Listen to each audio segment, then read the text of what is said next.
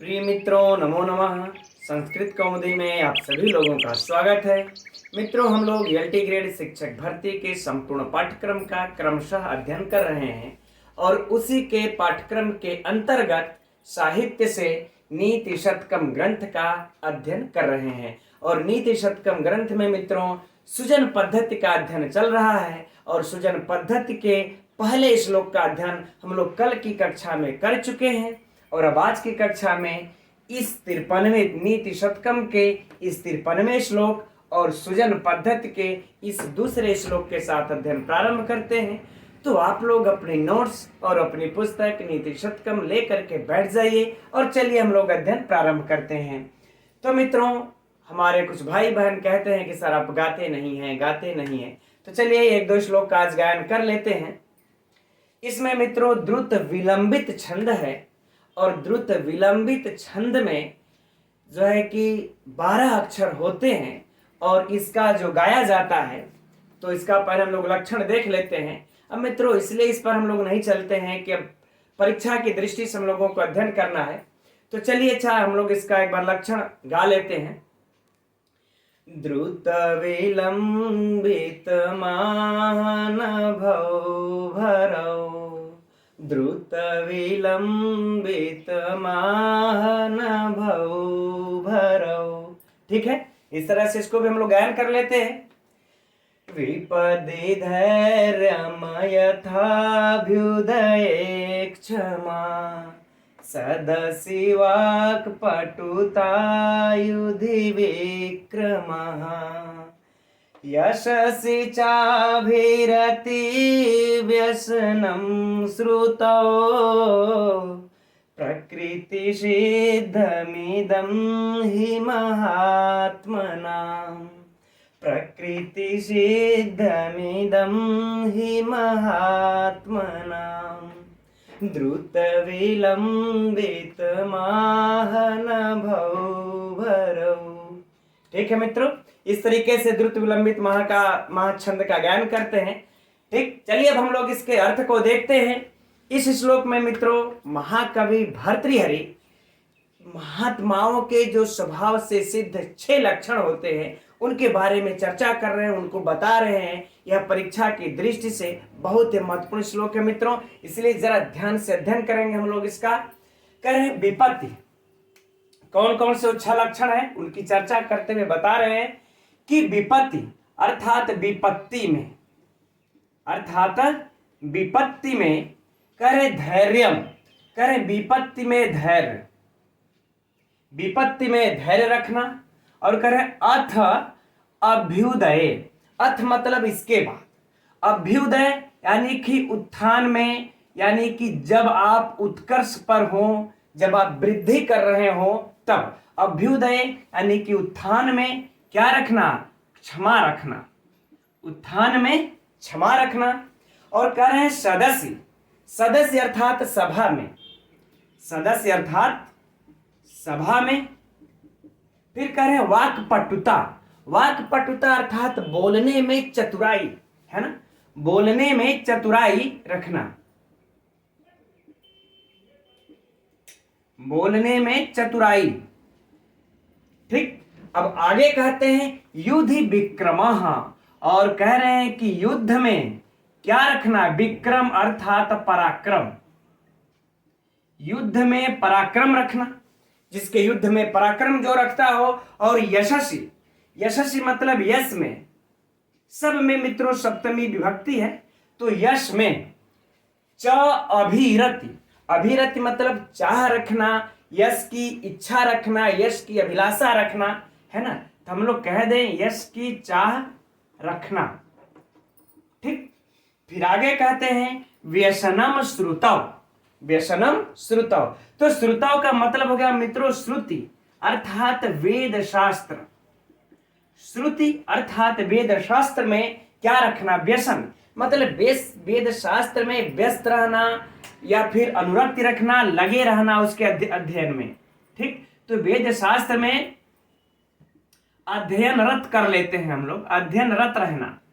ठीक, प्रकृति सिद्धम इदम, प्रकृति मतलब होता है मित्रों स्वभाव, स्वभाव से ही सिद्धम मतलब सिद्ध है, इदम मतलब यह, ही महात्मना माने महात्माओं के लक्षण। तो यह स्वभाव से ही सिद्ध है महात्माओं के लक्षण। आगे बातें समझ में मित्रों? तो एक बार इस संपूर्ण अर्थ को पुनः देख लेते हैं। तो कह रहे हैं महाकवि भर्तृहरि कि विपत्ति में धैर्य रखना और उत्थान में क्षमा रखना और सभा में बोलने में चतुराई रखना और युद्ध में पराक्रम रखना और यश में चाह रखना, वेद शास्त्र में अध्ययन रत रहना, यह छह है ना, यह छह स्वभाव सिद्ध महात्माओं के लक्षण है। यह स्वभाव से सिद्ध ही महात्माओं के लक्षण है। ठीक है मित्रों, अब चलते हैं, अर्थ तो समझ में हो गया, आ गया। अब चलते हम लोग इसके परीक्षा उपयोगी प्रश्नों पर, जो इसके साहित्य से पूछेंगे, फिर व्याकरण के तरफ चला जाएगा। मित्रों, तो सबसे पहले है कि ये जो पंक्ति नजर आ रही है, यह बहुत बहुत महत्वपूर्ण सूक्ति है। कई बार यह परीक्षाओं में पूछ चुका है, सूक्ति है ना, कई बार परीक्षाओं में पूछ चुका है, तो याद रहे यह सुजन पद्धति का है। ठीक, अब इसके बाद जो दूसरा महत्वपूर्ण प्रश्न इससे मित्रों जो परीक्षाओं के टीजीटी में पूछ चुका है कि स्वभाव से सिद्ध महात्माओं के कितने लक्षण हैं। स्वभाव से सिद्ध महात्माओं के कितने लक्षण हैं? तो 6 लक्षण है मित्रों, काउंट कर सकते हैं आप लोग भी। विपत्ति में धैर्य, धैर्य 1, क्षमा 2, उत्थान में, सभा में बोलने में चतुराई 3, युद्ध में पराक्रम 4 और यश में चाह रखना 5 और अध्ययन रत वेद शास्त्र में 6। तो ये 6 स्वभावों से सिद्ध इसके लक्षण है। बहुत महत्वपूर्ण प्रश्न है मित्रों, तो 6 याद रख लीजिएगा। ठीक, प्रश्न कैसे पूछा था? महात्माओं के स्वभाव सिद्ध लक्षण कितने हैं, है ना, तो 6। चलिए, ये 2 महत्वपूर्ण प्रश्न हो गए मित्रों। अब इसके बाद मान लेते हैं जो अगला प्रश्न इसमें से बनता है, जहां तक मेरा दिमाग पहुंच रहा है, यशस्वी चाभिरति व्यसनम श्रुतौ प्रकृति सिद्धमिदम ही खाली स्थान। महात्मनाम, दुरात्मनाम, सज्जनताम, कुछ भी लग सकता है, या मनस्वी जो भी हो तो महात्मनाम होगा। ठीक, और बाकी तो उस तरीके का और कोई प्रश्न हमको नहीं समझ में आ रहा कि बन रहा है। चलिए अब हम लोग इसके व्याकरणात्मक टिप्पणियों को देखते हैं। साहित्य से फिलहाल इतना ही प्रश्न। तो इसके व्याकरणात्मक टिप्पणियों में देखते हैं मित्रों, विपदी है ना, अधिकरण के अर्थ में है तो सप्तमी होगी, तो सप्तमी विभक्ति एक वचन है ना। तो जिस प्रकार से मित्रों यहां पर होगी उसी प्रकार से इन 6 में भी सप्तमी ही होगी अधिकरण के अर्थ में। जैसे देखिए, अभ्युदय, अभ्युदय में, यहां पर भी सदस्य, सभा में, युधि, युद्ध में, यशस्वी, यश में, श्रुतौ, श्रुति में। 6 में मित्रों सप्तमी विभक्ति एक वचन ही होगा। ठीक, तो इन 6 में से यदि परीक्षा में पूछ दे तो हम लोगों को याद रखना है सप्तमी विभक्ति एक वचन। राइट, अब हम लोग आगे बढ़ते हैं। अब देखिए, धैर्यम अथ अभ्युदय, अथ अभ्युदय विच्छेद कर लेंगे तो अभ्युदय का क्या हो जाएगा? अभि उपसर्ग लगा देंगे, धन, फिर उद उपसर्ग लगा देंगे, उसके बाद ई धातु लगा करके अच प्रत्यय लगा करके लग करके मित्रों बन जाता है अभ्युदय, है ना, अभ्युदय।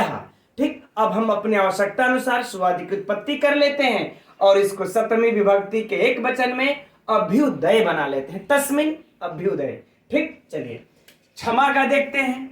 यह मित्रों इसका तो पहले भी चर्चा हो चुकी है, क्षम धन अंग धन टाप, है ना, क्षम धन अंग धन टाप, प्रत्यय, टाप प्रत्यय लग करके बन जाता है क्षमा, है ना। सदस्य का हो गया, वाक्पटुता, बोलने में चतुर, युधि, विक्रम, यशस्वी, चाभिरति, व्यसनम, लुट प्रत्यय आप लोगों को स्पष्ट दिख रहा है, इसमें कोई चर्चा का विषय है नहीं, श्रुत हो चुका है। प्रकृति सिद्धम इदम, प्रकृति सिद्धम, प्रकृत्या सिद्धम, स्वभाव से सिद्ध, प्रकृत्या, तो मित्रों यहां पर क्या हो जाएगा? तृतीया तत्पुरुष समास, तृतीया तत्पुरुष समास। अब आगे बढ़ते हैं। महात्मा नाम, बहुत बहुत महत्वपूर्ण परीक्षा के लिए मित्रों यह महात्मा नाम है ना, महान आत्मा ऐसाम ते महात्मान। ठीक, तो कौन सा समास हो जाएगा मित्रों? बहुव्रीहि समास। राइट, तो यहां पर अब परीक्षा की दृष्टि से देखिए मित्रों, यह महात्मा नाम बहुत बहुत महत्वपूर्ण है। ठीक, प्रकृति सिद्धम भी महत्वपूर्ण है, पूछा जा सकता है परीक्षा में, और विभक्ति तो हम लोगों को इन 6 में याद रखी लेनी है। ठीक, अब मित्रों इसमें जो छंद है, अभी हम लोगों ने कहा, गान भी किया कि द्रुत विलंबित छंद है ना। नभ भर अर्थात नगण भगण भगण रगण 12 अक्षर है। तो आप लोग अगर छंद पूछे तो काउंट करके ही मित्रों हमेशा ही लगाइएगा, है ना। 1 2 3 4 5 6 7 8 9 10 11 और 1 12, ठीक है ना। अब बाकी बातें हैं नगह न की, तो नगड़ क्या होता है? लघु लघु लघु नगड़ में ही होता है। तो देखिए व पर लघु, प पर लघु, द पर लघु। अब भगण का क्या होता है? या माता राज भानस, भानस यानी कि लघु, अरे गुरु लघु और लघु। तो धैर्य पे देखिए क्या हो जाएगा? गुरु, फिर या पर लघु, म पर लघु। तो 2 लक्षण भी यदि घटा करके देख लेंगे, अगर घट रहा है मित्रों, तो आप लोग द्रुत विलंबित लगा सकते हैं, ठीक है।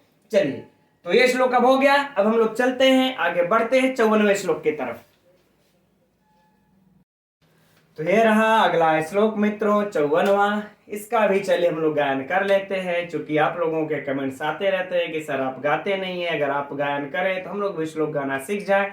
तो चलिए आज की कक्षा में हम लोग कुछ श्लोक गायन कर करके ही अध्ययन कर लेते हैं।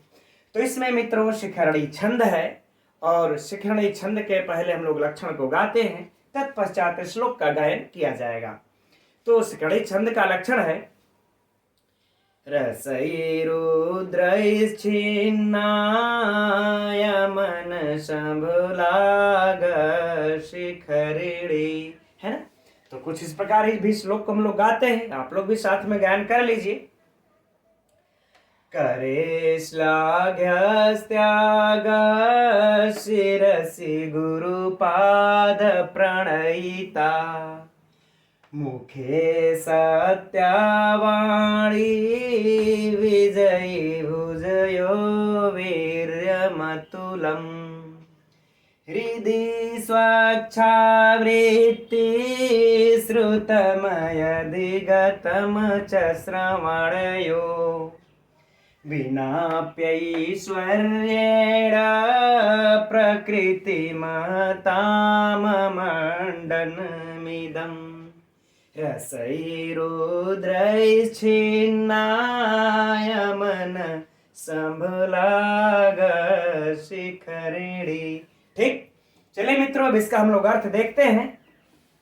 तो देखिए हम लोगों ने पिछले श्लोक में महाकवि भर्तृहरि ने बताया कि महापुरुषों के लक्षण क्या है, स्वभाव सिद्ध 6 लक्षण के बारे में अध्ययन किए। अब इसमें बता रहे हैं कि महापुरुषों के अलंकार कितने हैं और कौन कौन से अलंकार हैं, है ना। तो चलिए महापुरुषों के जो स्वाभाविक अलंकरण है उनका अध्ययन करते हैं हम लोग इसमें परीक्षा की दृष्टि से। तो कह रहे हैं कि करे अर्थात हाथ में, और फिर हाथ का सप्तमी है तो हाथ में, लेकिन हम लोग अध्ययन थोड़ा सा बैठाने के लिए कर लेते हैं। हाथ का श्लाघ्य मतलब होता है मित्रों प्रशंसनीय, प्रशंसनीय, हाथ का जो प्रशंसनीय। त्याग मतलब मित्रों होगा दान, है ना। तो कह रहे हाथ का जो आभूषण है वह कौन सा आभूषण है? कह रहे प्रशंसनीय दान देना, प्रशंसनीय दान देना हाथ का आभूषण या हाथ में आभूषण है। ठीक, अब आगे कहते हैं शिरसि। अब इस सिर का क्या आभूषण है मित्रों? तो कह रहे हैं कि गुरुपाद प्रणयिता, अर्थात गुरु चरणों में, गुरु चरणों में प्रणयिता मतलब झुकना, प्रणाम करना, विनम्र होना, है ना। तो गुरु चरणों में क्या करना, हम लोग सीधे कर लेते हैं प्रणाम करना, गुरु चरणों में प्रणाम करना। तो सिर का क्या आभूषण है? तो गुरु चरणों में प्रणाम करना ही सिर का आभूषण है। अब आगे कह रहे हैं कि मुख्य, और मुख में क्या आभूषण है? मुख्य क्या आभूषण है? कह रहे सत्यावाणी, अर्थात सत्यवाणी इस मुख की आभूषण है। आगे कह रहे हैं विजयी भुज, भुजयो यानी कि जो दोनों भुजाएं हैं, इन भुजाओं का आभूषण क्या है? भुजा का कह रहे वीर्यम अतुलम, कह रहे अतुलित वीरता और विजयशीलता, अतुलित वीरता और विजयशीलता ही इस भुजा का आभूषण है। ठीक, अब आगे देखते हैं। कह रहे हृदय, हृदय का आभूषण क्या है? तो कह रहे हैं कि स्वच्छावृत्ति, है ना, कह रहे हैं कि स्वच्छावृत्ति अर्थात निर्मल वृत्ति। ठीक, लिख भी लेते हैं इसको। कह रहे हैं कि निर्मल वृत्ति अर्थात निर्मल चरित्र ही इस हृदय का आभूषण होता है। फिर आगे कहते हैं श्रुतम अधिगतम च श्रवणयो। श्रवणयो मतलब मित्रों कान या फिर कह ले कर्ण, है ना। इस कर्ण का आभूषण क्या है? करें श्रुतम मतलब वेद शास्त्र। श्रुति अर्थात वेद शास्त्र, भी पीछे भी चर्चा हुआ था मित्रों। तो वेद शास्त्र का अधिगतम मतलब अध्ययन करना या श्रवण करना, है ना।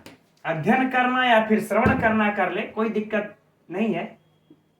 श्रवण करना, वेद शास्त्र का श्रवण करना ही इस कर्ण का आभूषण है।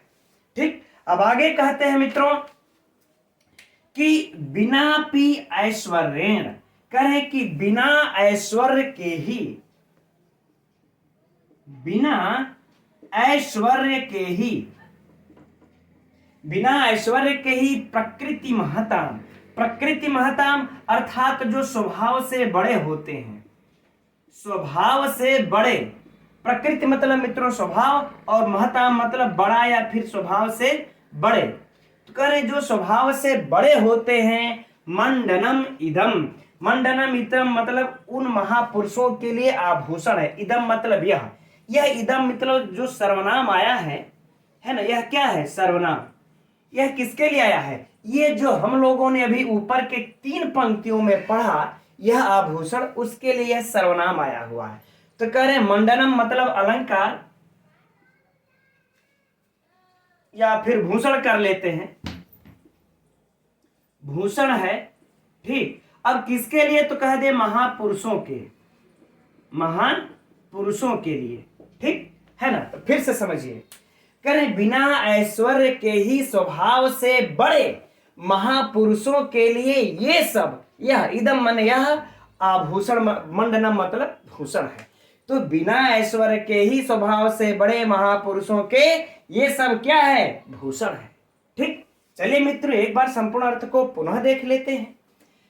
तो कह रहे हैं कि हाथ का मतलब हाथ से प्रशंसनीय दान देना और गुरु के चरणों में सिर को प्रणाम करना आभूषण है, और मुख में सत्यवाणी और भुजा का आभूषण अतुलितम, है ना, अतुल वीर्य और विजयशीलता है, और हृदय का आभूषण निर्मल वृत्ति है, और कर्ण का आभूषण वेद शास्त्र का श्रवण करना है। ये सब बिना ऐश्वर्य के ही स्वभाव से बड़े महापुरुषों के यह सब भूषण है।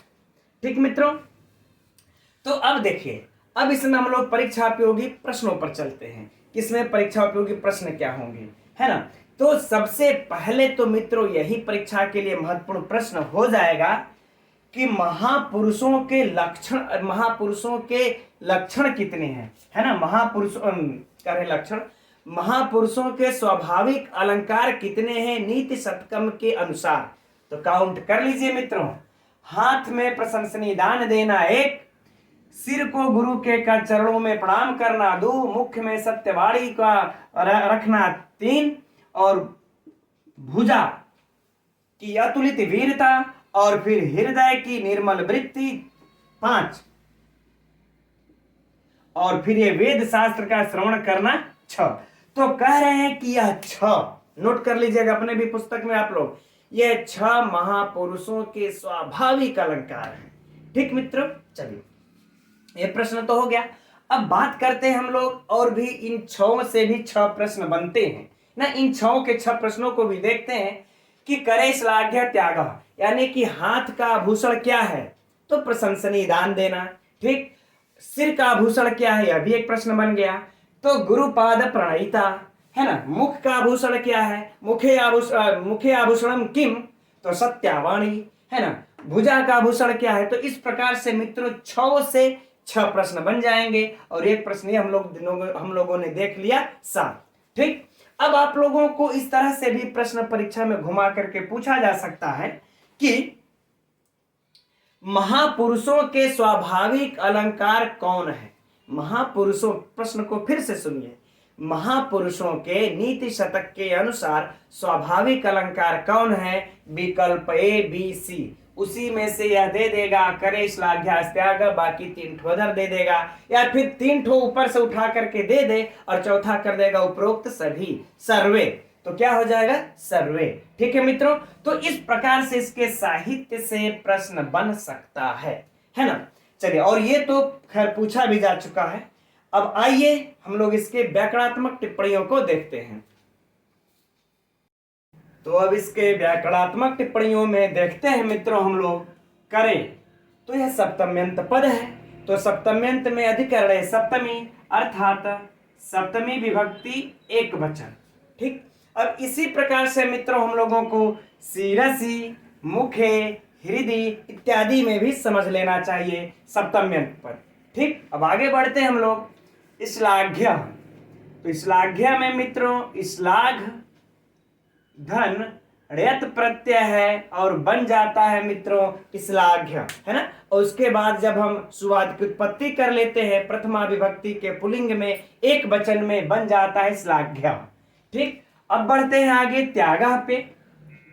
तो त्यज धन घय प्रत्यय लग करके बन जाता है त्याग, और जब उसके बाद सुआदि की फिर पुनः हम उत्पत्ति करेंगे तो अपने आवश्यकता अनुसार पुलिंग के, है ना, पुलिंग के प्रथमा विभक्ति एक वचन में हम लोग बना लेते हैं त्याग।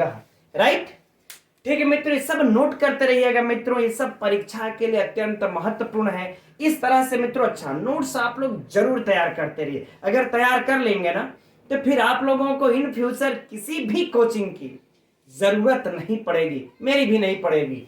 ठीक है, चलिए अब आगे देखते हैं गुरुपाद यानी गुरुणाम पाद। ठीक, षष्ठी तत्पुरुष समास, इसको मित्रों आप लोग लिख लीजिएगा गुरुणाम पाद। मैं बोल ये देता हूं तो आप लोग अपने से लिख लीजिएगा, क्योंकि पूरा लिखने में समय ज्यादा वेस्ट होगा। अब फिर कह रहे हैं कि प्रणयिता, तो मित्रों पहले हम लोग क्या करते हैं, प्रणय धन इन प्रत्यय लगता है, इसमें बन जाता है प्रणय।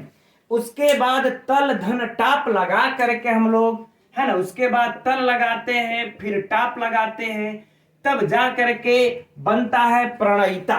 और उसके बाद स्त्रीलिंग के प्रथमा विभक्ति एक वचन में सुवादि की जब हम लोग उत्पत्ति कर लेते हैं तो स्त्रीलिंग प्रथमा विभक्ति के एक वचन में बना लेते हैं प्रणयिता।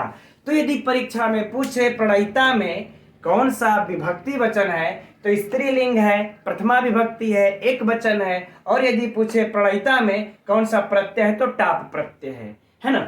चलिए अब आगे बढ़ते हैं। मुख्य का हो चुका है सत्यावाणी विजयी, तो विजयी का देख लेते हैं, वी धन जी, है ना, इसका होगा वी धन जी धन ऋणी, वी धन जी धन ऋणी मिलकर के बन जाता है मित्रों विजयी। ठीक, चलिए अब आगे बढ़ते हैं। भुजयोर वीर्यम अतुलम, वीर्यम का वीर धन यत प्रत्यय, वीर धन यत प्रत्यय लग करके फिर हम सुआदि की उत्पत्ति कर लेते हैं तो नपुंसक लिंग प्रथमा विभक्ति एक वचन में बन जाएगा मित्रों वीर्यम। नोट कर लीजिएगा, नोट करते रहिएगा। अतुलम, अतुलम में मित्रों बहुव्रीहि समास, अतुलम में कौन सा समास, बहुव्रीहि समास। ठीक, नास्ति तुला यस्य तत् बहुव्रीहि समास, नोट कर लीजिएगा। आगे देखिए हृदय स्वच्छा वृत्ति श्रुतम, सरल है श्रु धन कत प्रत्यय, अधिगतम च श्रवणयो, कोई सिंपल है वो तो चर्चा हो चुकी है। अब देखिए बिनापि ऐश्वर्य, ये परीक्षा के लिए बहुत बहुत महत्वपूर्ण है मित्रों, इसको नोट कर लीजिएगा। तो देखिए पहले इसमें क्या करते हैं हम लोग, ईश धन वरच, इसकी व्युत्पत्ति देख लीजिए, इस धन वरच प्रत्यय लगा करके बना लेते हैं मित्रों हम लोग ईश्वरस, ईश्वर क्या बना लेते हैं ईश्वर, है ना। अब इसके बाद ये जब ईश्वर हम लोगों का जब बन जाता है तब हम लोग इस ईश्वर में क्या करते हैं, तब प्रत्यय लगाते हैं, मान लेते तब हम लोग प्रत्यय कौन सा लगा जाते हैं, शय प्रत्यय। इस शय प्रत्यय को लगा लेते हैं तब बन जाता है ऐश्वर्य। क्या बन जाएगा, चलिए यहां पर देख लेते हैं ऐश्वर्य। ठीक, अब ऐश्वर्य बन जाने के बाद तब हम क्या करते हैं, सु आदि के अपने आवश्यकता अनुसार उत्पत्ति कर लेते हैं और बना लेते हैं फिर ऐश्वर्येण।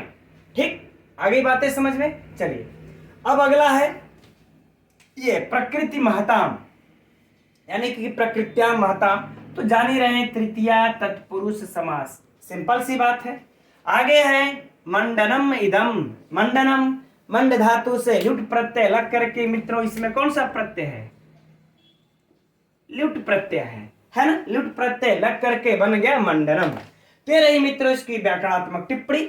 अब यदि इसमें से आप लोगों को कुछ भी अगर लगे कि नहीं और भी महत्वपूर्ण है सर, इसको नहीं बता, आप छूट गया, मैं तो अपने समझ में सारी महत्वपूर्ण टिप्पणियों को बता देता हूं, तो आप लोग अवश्य कमेंट्स करते रहिए, मैं उसे अवश्य बताऊंगा। ठीक है मित्रों, तो चलिए अब परीक्षा की दृष्टि से इसमें देख लीजिए, इसको मैं कह दे रहा हूं कि बार बार की ये महत्वपूर्ण टिप्पणी है ना, ईश्वर धन वरच ऐश्वर्य में भी सेम प्रत्यय। ठीक, इसके बाद श्लाघा में कभी पूछ देता है या तो याद बड़ा कंफ्यूज करता है, तेज में भी तो ये खैर यहाँ कहित हुआ है तो त्यागा हम लोग समझ लेंगे, है ना। इसके बाद हाँ चलिए इतना है। ठीक, ये हाँ वीर धन यह याद रखिएगा, यह भी याद में बड़ा कंफ्यूजन करता है। ठीक, इसे याद रखना है।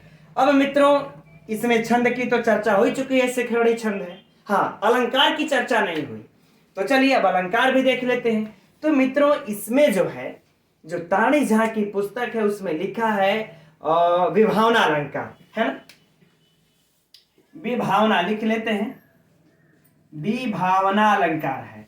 अब आप लोग जानते हैं कि विभावना अलंकार किसको कहते हैं, है ना।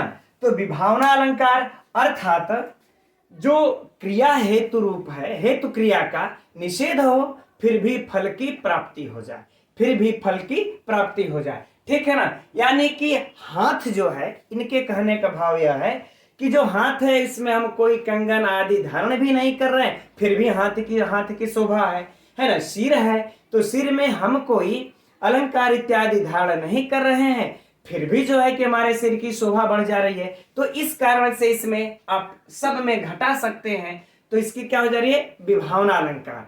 ठीक, अच्छा अब एक अन्य पुस्तक में हमने देखा मित्रों, तो उनका कहना है कि इसमें उदात्त अलंकार है। कौन सा अलंकार है, उदात्त, नोट कर लीजिएगा। अगर मान लेते हैं दोनों अलंकार मित्रों, हम आप लोगों को इसलिए ये बता दे रहे हैं कि यदि मान लेते हैं परीक्षा में अगर आ गया, ठीक है, इसमें उदात्त अलंकार अगर मान लेते हैं परीक्षा में यदि आ ही गया, उसमें विभावना न दे करके जो हमारे प्रश्न करने वाले आचार्य होंगे अगर इस पुस्तक से दे दिए, तो इसको भी याद रखिएगा। इनके कहने के भाव उदात्त अलंकार किसको कहते हैं, जहां पर गुणही अलंकार हो जाते हैं, जहां पर गुणही अलंकार हो जाते हैं वहां पर उदात्त अलंकार होता है। तो यहाँ पर मित्रों जो दान देना यह गुण है, यह अलंकार हो गया है उस हाथ के लिए। तो इस कारण से यह कह देते हैं कि यहाँ पर मित्रों उदात्त अलंकार है। तो जैसा परीक्षा में आप लोग ऑप्शन देखिएगा, इन दोनों को हल कर लीजिएगा। ठीक है मित्रों, अब समझते हैं कि श्लोक आप लोगों की परीक्षा की दृष्टि से पूर्णतया कंप्लीट हो गया है। अब अगर इसमें से प्रश्न पूछेगा तो आप लोग कंफ्यूज नहीं होंगे। चलते अब हम लोग अगले श्लोक की तरफ। तो यह रहा अगला श्लोक मित्रों, 55वां। तो चलिए एक बार इसको पढ़ लेते हैं, फिर इसके अर्थ को देखा जाएगा। मित्रों इसमें स्रग्धरा छंद है और स्रग्धरा छंद में 21 अक्षर होते हैं, साथ साथ पर इसको रुका जाता है ना। तो चलिए इसकी चर्चा बाद में कर लेंगे, गान पढ़ करके इसके अर्थ को देखते हैं। प्राणाघाता निवृत्ति परधन हरणे संयम सत्यवाक्यम काले शक्तया प्रदानम युवती जन कथा मूक भाव परेशाम त्रिणाश्रोतो विभंगो गुरुस च विनय सर्वभूतानुकंपा सामान्य सर्वशास्त्रेष्वनुपहत विधि श्रेयसामेश पंथा। ठीक मित्रों, इसमें अब देखिए महाकवि भर्तृहरि कल्याण के सामान्य लोगों के लिए, साधारण लोगों के लिए कल्याण का मार्ग बता रहे हैं कि कल्याण के मार्ग कौन है। चलिए देखते हैं परीक्षा की दृष्टि से, यह भी महत्वपूर्ण श्लोक है मित्रों। तो चलिए अर्थ को देखते हैं। कह रहे प्राणाघातान निवृत्ति, यानी कि प्राणाघातन यानी कि जीवों पर हिंसा करना, प्राण को मारना अर्थात जीव हिंसा। सीधे कह ले हम लोग, जीव हिंसा से निवृत्ति माने दूर रहना, दूर रहना। तो कह रहे जीव हिंसा से दूर रहना। फिर परधन हरणे संयम, और कह रहे हैं परधन हरणे, यानी कि दूसरों के धन के हरण में, यानी कि दूसरों के धन के हरण में क्या रखना, संयम, संयम रखना। अर्थात मित्रों, जो दूसरे का धन है उसको कोई लेना देना चाहे तो भी उसको लेने में संयम रखना, लेना नहीं। ठीक, आगे कहते हैं, यानी कहने का भाव है दूसरों की संपत्ति को लेने से परहेज करना। ठीक, और सत्य वाक्यम, अर्थात सत्य बोलना। क्या सिंपल सी बात है, सत्य बोलना। आगे कहते हैं कि काले शक्तया, काले सप्तमी है तो समय के आने पर, समय आने पर क्या करना, शक्तया माने सामर्थ्य के अनुसार, जितनी आपकी शक्ति हो उस सामर्थ्य के अनुसार क्या करना, प्रदानम मतलब दान देना। अर्थात जब भी समय आ जाए तो अपने सामर्थ्य के अनुसार दान देना, जितनी हमारी क्षमता हो उतना ही दान देंगे। अब युवती जन कथा मूक भाव, परेशान मतलब दूसरे, परेशान अर्थात दूसरे, यानी कि जो दूसरे की युवती अर्थात स्त्री की, और जन कथा माने की चर्चा जब चल रही हो, दूसरे की युवती की जब चर्चा चल रही हो तो वहां पर मूक भाव हो जाना चाहिए, है ना, यानी मौन धारण कर लेना चाहिए। ठीक, तो कह रहे हैं कि जब यानी दूसरे की युवती स्त्री की चर्चा के समय चुप रहना। ठीक, आगे कहते हैं तृष्णा स्रोतो विभंगो, यानी कि तृष्णा स्रोत से विभंगो मतलब कि रोकना, विभंगो मतलब रोकना, या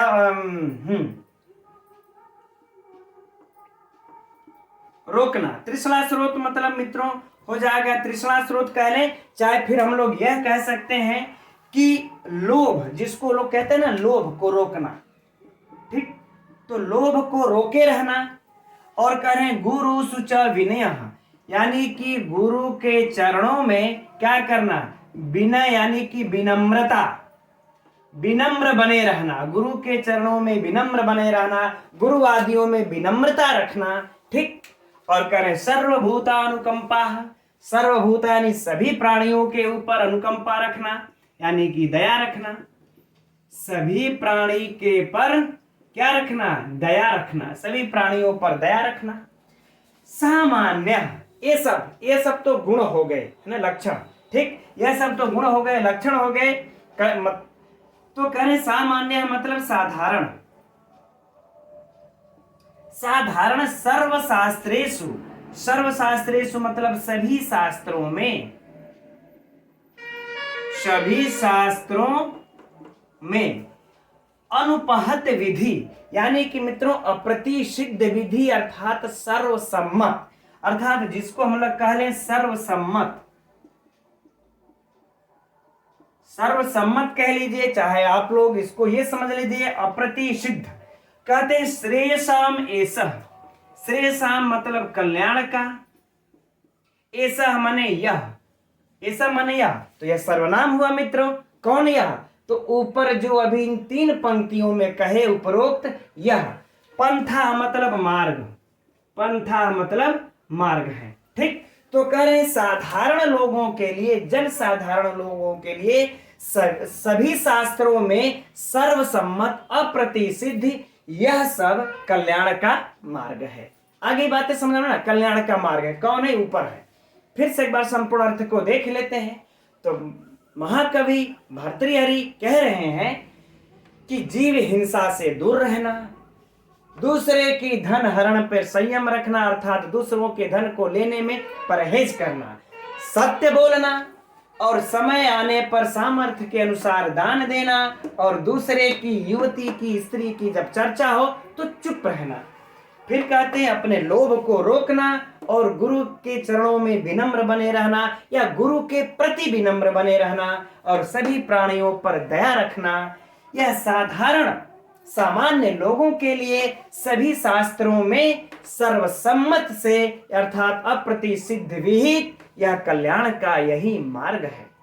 ठीक मित्रों, ये सिंपल आसान सा, आप लोग भी इसका अर्थ जानते रहे होंगे, पुनः हम लोग पढ़ लिए। अब आइए मित्रों इस पे परीक्षा की चर्चा करते हैं, परीक्षा पे होगी।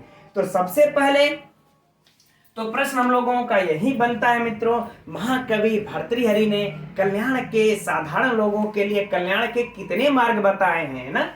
क्योंकि श्रेष्ठ हमेशा पंथा, तो कल्याण का यह मार्ग है, तो कल्याण का कितने मार्ग हैं तो काउंट कर लीजिए आप लोग मित्रों। हिंसा से दूर रहना 1, दूसरे के धन को हरण करने में संयम बरतना 2, सत्य बोलना 3, समय पर सामर्थ्य के अनुसार दान देना 4, दूसरे की स्त्री में चर्चा के समय चुप रहना 5, और लोभ को रोकना 6, गुरु के प्रति विनम्र रखना 7, और सभी प्राणियों पर दया करना 8। यानी कि यह जो कल्याण का मार्ग है कितना है मित्रों, 8 है। एकदम अपने पुस्तक में, अपने कहीं पर या अपने नोट्स में इसको नोट कर लीजिए, बहुत बहुत महत्वपूर्ण है।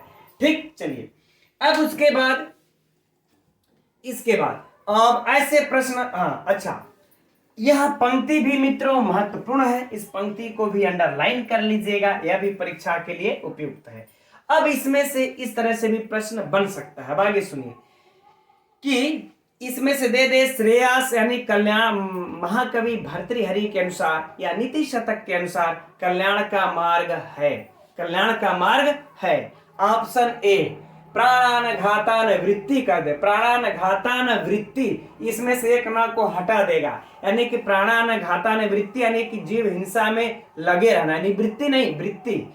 तो मित्रों बड़ा आराम से समझिएगा इसको, यानी दूसरों के हिंसा में लगे, जीव हिंसा में लगे रहना है ना। फिर ऑप्शन दे देगा प्राणानघातान वृत्ति कि नहीं लगे रहना। ठीक, तो इस प्रकार से मित्रों सभी 8 से प्रश्न बन सकते हैं कि कल्याण का यह मार्ग है। विकल्प दे मान लेते, तीनों सही दे दिया, चौथा हो जाएगा उपरोक्त सभी, तो उपरोक्त सभी, और 1 दिया और 3 उसमें से मतलब विपरीत दिया तो उसमें से 1 मारेंगे, 3 विपरीत को नहीं मारेंगे। ठीक, इसलिए ये 8 हम लोगों के लिए 8 प्रकार से प्रश्न बन सकते हैं मित्रों, इन 8 को याद कर लेना है।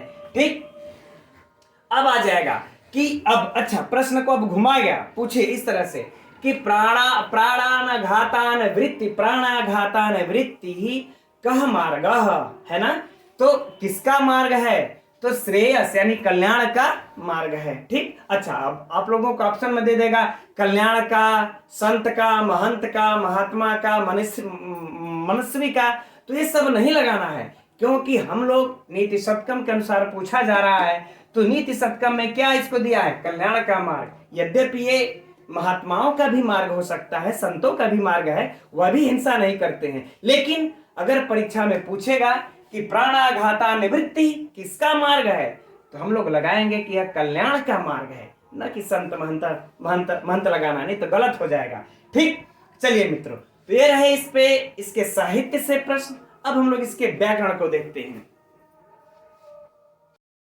तो इसके व्याकरणात्मक टिप्पणियों को मित्रों देखते हैं। इसमें से कुछ व्याकरणात्मक टिप्पणियां परीक्षा की दृष्टि से अत्यंत महत्वपूर्ण है, तो जरा हम लोग इसको ध्यान से देखेंगे।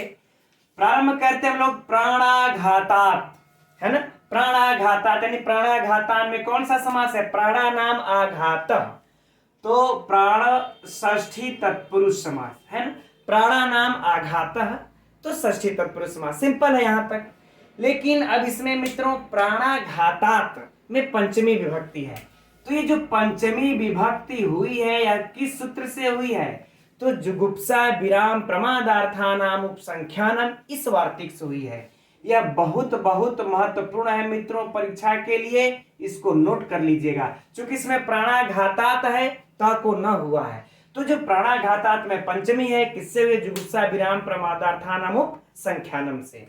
ठीक, अब मित्रों इसमें से बहुत बहुत महत्वपूर्ण जो बातें हैं वह प्राण शब्द से है ना। यह प्राण शब्द यह कई बार परीक्षा में मित्रों पूछ चुका है, पुल्लिंग में होता है और सदैव यह बहुवचन में होता है, बहुवचन में होता है। एकदम नोट कर लीजिएगा अपने नोट्स में, अपनी पुस्तक में और यहां भी, है ना, क्योंकि यह कई बार परीक्षा में पूछ चुका है। प्राण शब्द होता है नित्य पुल्लिंग में, नित्य स्त्रीलिंग में, नित्य नपुंसक लिंग में, इनमें से कोई नहीं। या फिर प्राण शब्द होता है सदैव बहुवचन, एक वचन, सदैव या उपरोक्त सभी, या कभी बहुवचन कभी एक वचन। तो मित्रों एकदम याद कर लेना है कि प्राण शब्द पुल्लिंग में होता है और सदैव बहुवचन में होता है। ठीक मित्रों, तो यहां तक परीक्षा की दृष्टि से आप लोगों के लिए बहुत बहुत महत्वपूर्ण है ना। अब आगे बढ़ते हम लोग मित्रों निवृत्ति। तो निवृत्ति का क्या हो जाएगा, निवृत्त, और उसके बाद कितिन प्रत्यय है मित्रों, इसमें कितिन प्रत्यय, कितिन प्रत्यय भावे अर्थ में,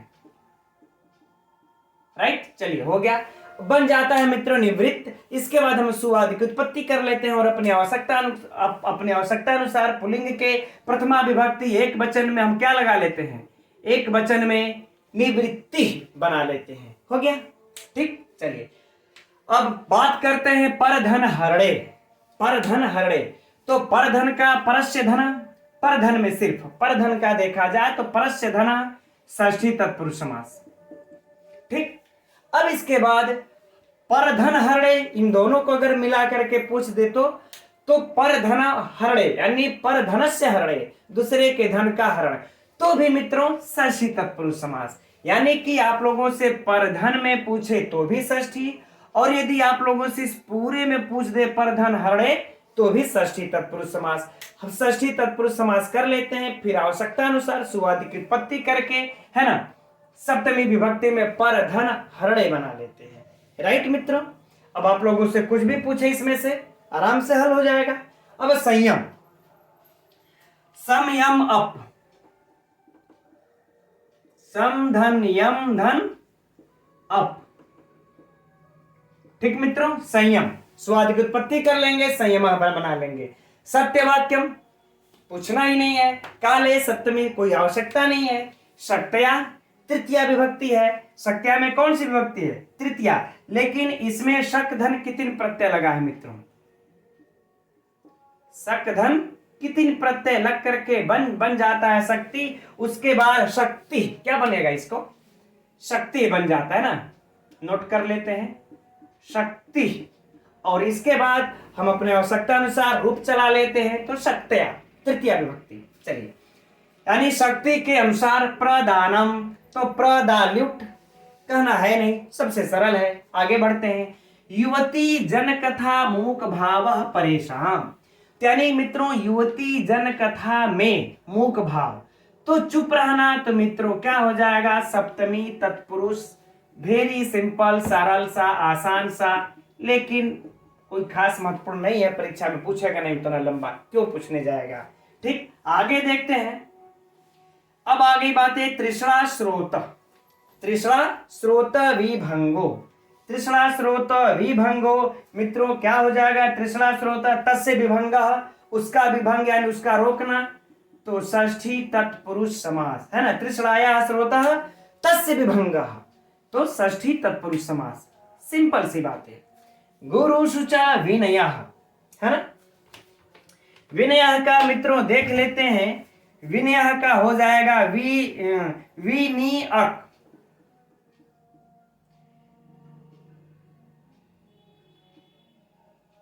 थोड़ा सा गड़बड़ हो गया, विनिधन कर लेते हैं बीच में, विधन निधन अक है ना, विधन निधन अक कर लेते हैं, सीधे सीधे अक ही लिख लेते हैं, कोई बात नहीं है। फिर सुवादि की उत्पत्ति करके हम लोग प्रथमा विभक्ति के एक वचन में बना लेते हैं विनय, हो गया। अब इसके बाद सर्वभूतानुकंपा, सर्वभूतानुकंपा है यानी कि सभी प्राणियों में, है ना, अना अर्थात सभी प्राणियों में, तो क्या करना हो जाएगा, सप्तमी तत्पुरुष समास हो जाएगा ना मित्रों। सर्वेषु भूतेषु अनुकंपा, सर्वेषु भूतेषु अनुकंपा, सर्वभूतानुकंपा यानी कि सभी प्राणियों में, तो सप्तमी तत्पुरुष समास, सिंपल। आगे चलते हैं मित्रों, सामान्य, तो सामान्य का क्या हो जाएगा मित्रों, समान धन स्यन, इसका तो सिंपल है, पहले भी चर्चा हो चुकी है। स्यन प्रत्यय का इसमें बड़ी बाहुल्यता है मित्रों, देख लिए होंगे आप लोग, है ना, कि स्यन प्रत्यय कई जगहों पर आ चुका है, ठीक।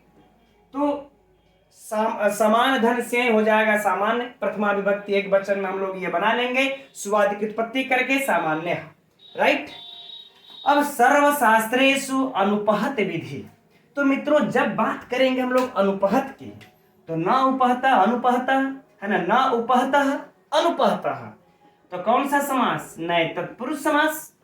अब बात कर दे, जब पूरे में पूछ दे अनुपहत विधि में, तो क्या हो जाएगा उसका? अनुपहता विधि यस्य सह, अनुपहता विधि यस्य सह बहुव्रीहि समास।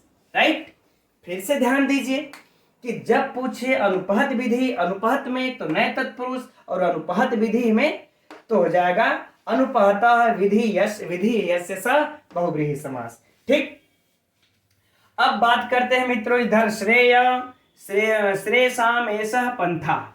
तो यहां पर मित्रों देखिए पंथा क्या है? विशेषण है। यह पंथा क्या है? विशेषण है। ठीक, मार्ग है किसके लिए? किसका है? तो ये सामान्य नियम का। यह क्या है मित्रों? विशेष्य। तो इसको भी याद रखिएगा, हो सकता है परीक्षा में आप लोगों से पूछ दे।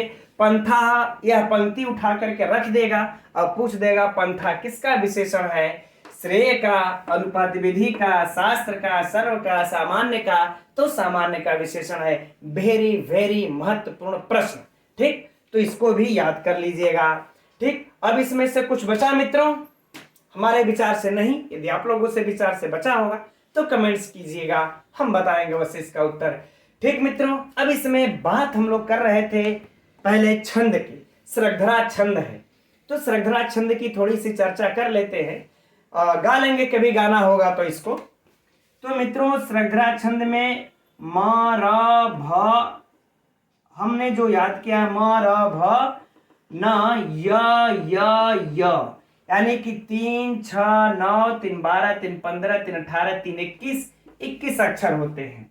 और मित्रों इसमें त्रिमुनि यतुता कहते हैं, यानी कि 7 अक्षर पर इसका यति होता है, 7 अक्षर पर रुकते हैं। अब मगण का लक्षण, रगण का, भगण का लिख करके आप लोग इसको घटा लीजिएगा। स्वयं घटाना तो अब जान ही गए होंगे आप लोग। तो ये रहा मित्रों इसकी व्याकरणात्मक टिप्पणियां, यह भी हो गया। अब चलते हैं मित्रों आगे, एक छोटा सा श्लोक और भी है, उसको देख करके तो फिर अब आज की कक्षा का समाप्त किया जाएगा। तो यह रहा अगला श्लोक मित्रों 56वां। एक बार इसको पढ़ लेते हैं, फिर अर्थ देखते हैं। संपत्सु महताम चित्तम भवेत उत्पल कोमलम, आपत्सु च महाशैल शिला संघात कर्कशम। इस श्लोक में मित्रों महाकवि भर्तृहरि सज्जनों के चित्त के बारे में बता रहे हैं कि सज्जनों का चित्त संपत्ति में कैसा हो जाता है और विपत्ति में कैसा हो जाता है। तो आइए देखते हैं इसके अर्थ को। वैसे आप सभी लोग प्रायः जानते होंगे इसका अर्थ, लेकिन हम लोग परीक्षा की दृष्टि से अध्ययन करते हैं। कह रहे हैं संपत्सु, अर्थात संपत्ति में, अर्थात संपत्ति में, महता मतलब महात्मा, या फिर कह ले सुजन पद्धति पढ़ रहे हैं तो सज्जनों का, या फिर सज्जनों का। तो संपत्ति में सज्जनों का चित्तम मतलब चित्त। ठीक, भवेत, भवेत अर्थात जायत, जायत अर्थात हो जाता है, हो जाता है। क्या करें? उत्पल कोमलम, उत्पल मतलब क्या होता है मित्रों? कमल, सभी लोग जानते हैं। कोमलम का मतलब कोमल, कोमलम का अर्थात कोमल। तो कह रहे हैं कि संपत्ति में महात्माओं का या फिर सज्जनों का चित्त कमल के समान कोमल हो जाता है। जब वो संपत्ति में होते हैं, सुख में होते हैं, तो उनका चित्त कमल के समान कोमल हो जाता है। और उन्हीं सज्जनों का, उन्हीं महात्माओं का चित्त जब आपत्सु मतलब जब विपत्ति आती है तो इस विपत्ति में च मतलब और इन महात्माओं का चित्त जब विपत्ति आती है तो महाशैल शिला संघात। महाशैल का मतलब होता है मित्रों महापर्वत, महापर्वत। और शिला संघात तो कह रहे हैं शिला संघात अर्थात कहने का भाव इनके है कि उसी से टूटा हुआ एक टुकड़ा अर्थात चट्टान, अर्थात कह लें चट्टान। भाई उसी महापर्वत पर छोटे छोटे चट्टान भी तो होते हैं, बड़े बड़े भी चट्टान होते हैं। तो महापर्वत के चट्टान के समान कर्कशम मतलब कठोर हो जाता है, कठोर हो जाता है। तो विपत्ति में उनका चित्त महापर्वत के चट्टान के समान कठोर हो जाता है। अब इसके संपूर्ण अर्थों को मित्रों एक बार पुनः पढ़ लेते हैं। तो कह रहे हैं संपत्ति में महात्माओं या सज्जनों का चित्त कमल के समान कोमल हो जाता है, और जब विपत्ति आती है तो विपत्ति में उनका चित्त महापर्वत के चट्टान के समान कठोर हो जाता है। ठीक है मित्रों, अब हम लोग इसमें इसी समय अलंकार देख लेते हैं, परीक्षा उपयोगी प्रश्नों की चर्चा करते हैं। तो अगर मित्रों इस पूछ दे इसमें चाहे इस यह पंक्ति उठा करके चाहिए कि इसमें कौन सा अलंकार है, तो कौन सा अलंकार है? उपमा अलंकार है ना। क्यों? कहे देखिए संपत्ति, इसमें सज्जन के चित्त की तुलना कर रहे हैं। संपत्ति में कह रहे हैं कि संपत्ति में इनका चित्त उपमा दे रहे हैं कि कमल के समान कोमल हो जा रहा है, और विपत्ति में कह रहे चट्टान के समान कठोर हो जा रहा है। यानी कि सीधे सीधे उपमा अलंकार है, आप लोग निसंकोच लगा सकते हैं। अब बात करते हैं मित्रों इसमें और अन्य प्रश्नों का। तो जैसे ऐसे पूछेगा कि कि संपत्ति में महात्माओं का चित्त हो जाता है, तो उत्पल कोमलम अर्थात कमल के समान कोमल। संपत्ति से प्रश्न को सुनिए।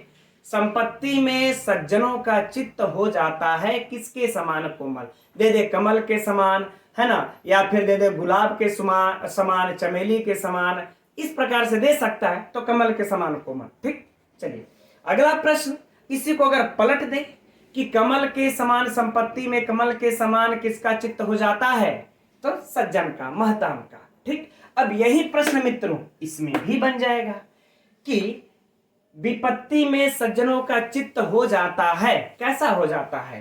ठीक, तो किसके समान कठोर, यानी पर्वत के समान, चट्टान के समान, या फिर और दे दे मिट्टी के समान, लकड़ी के समान, लोहा के समान, तो चट्टान के समान उनका कठोर हो जाता है। राइट, तो महापर्वत के चट्टान के समान, याद रखिएगा। अब इसी प्रश्न को पलटकर भी पूछ सकता है जैसे हम लोगों ने पलटा।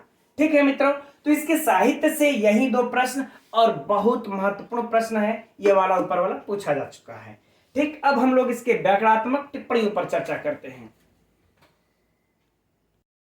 तो अब इसके व्याकरणात्मक टिप्पणियों में देखते हैं मित्रों हम लोग संपत्सु अर्थात सम उपसर्ग पूर्वक पद धातु लगा करके क्विप प्रत्यय जब लग जाता है मित्रों तो क्या बन जाता है? संपद, है ना, संपदा प्रथमा में। अब हम अपने आवश्यकता अनुसार सु आदि की उत्पत्ति करके संपत्सु बना लेते हैं। तो संपत्सु में पूछे कौन सी विभक्ति है, तो सप्तमी विभक्ति और प्रत्यय क्विप। आगे महताम चित्तम भवेत उत्पल कोमलम, उत्पलम इव कोमलम, उपमित समास। ठीक है मित्रों, उपमित समास, उत्पल इव कोमलम, उत्पलम इव कोमलम, उपमित समास। आगे है आपत्सुच महाशैल शिला संघात।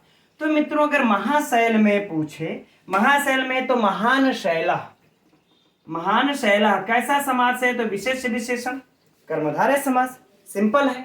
अब आगे अगर अब उसके बाद शिला संघात, शिला संघात, तो शिला संघात में क्या हो जाएगा कि महाशैलस्य शिला संघात, महाशैल का टुकड़ा या चट्टान, महाशैल का चट्टान।